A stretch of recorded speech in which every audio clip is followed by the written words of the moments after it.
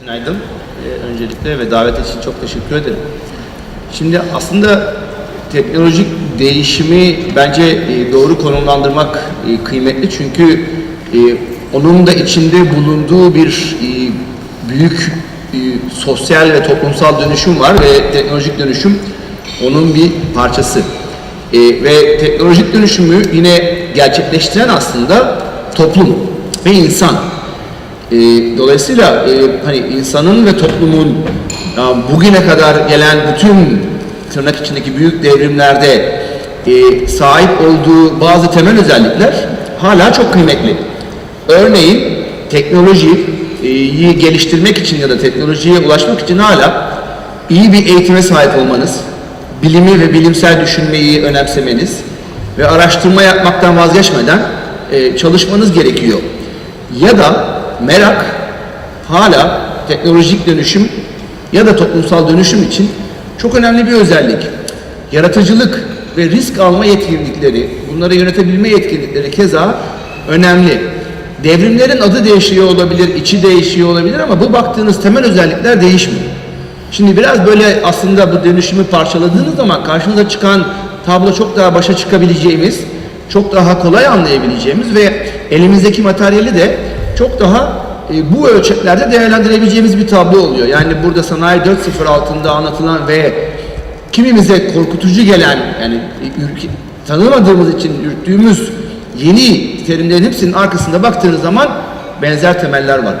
Bir başka bence önemli özellik, teknolojik dönüşüm insanın ihtiyaçlarını ve evrimsel büyümesine ayak uydurabildiği sürece hayatta kalıyor ve başarılı oluyor. Intel'in bir antropoloğu var. Intel'deki baş antropolog. İşi insanı insan yapan nedir sorusuna cevap aramak. Çünkü Intel, insanı insan yapan sorunun cevabına göre teknoloji tasarladığı sürece o teknolojinin insanlar tarafından kullanılacağını düşünüyor. Yani aslında teknolojik dönüşümün odağında insan var ve bunu gözden kaçırmamak çok kıymetli. Eğitim için de aynı şey geçerli. Yani evet, muazzam bir dönüşüm var ve fakat eğitimin vermesi gereken temel beceriler aslında çok benzer ve bu değişmiyor. Fakat değişmeyen bir başka şey daha var. Örneğin sanayi devrimi özelinde baktığınız zaman 1800'den 2000'e kadar geldiğinizde 4 tane fabrika resmini her bir devrim için yan yana koyduğunuzda karşınıza çıkan değişimle o 4 sanayi devrimine eşlik eden yıllarda karşınıza çıkan sınıf resimlerini koyduğunuz zaman fotoğraflarını, fabrikanın içinin muazzam bir şekilde değiştiğini ama sınıfın hala aynen şu düzenden kıpırdayamadığını görüyorsunuz. Yani eğitimin sanayi devrimine ve ulus devletlerin kuruluşuna eşlik eden muazzam bir araç olma özelliği, bunlardan dolayı da o ideolojik tasarımı hala çok köklü bir çıpa. Bu çıpa dönüşüme çok direnci var bunun. Direnci olmasının birinci şeyi zor olmasından, çünkü çok büyük.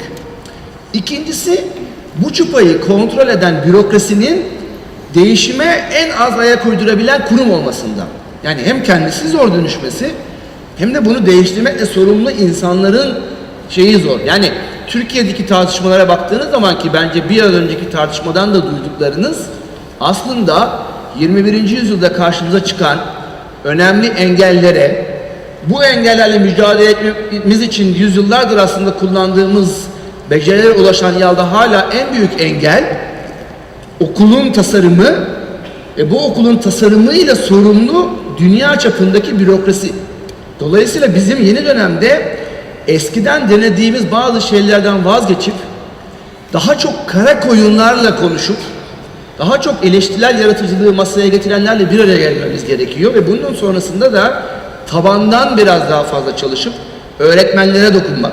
Çünkü bana inanın ki burada bir önceki seanstaki 5 değerli konuşmacının hemen arkasından ben size 5 tane öğretmen getirseydim, bir sahadan 2 çözümleriyle bütün tabloyu duyabilirdiniz. Onlara güvenip onlarla hareket etmek gerekiyor.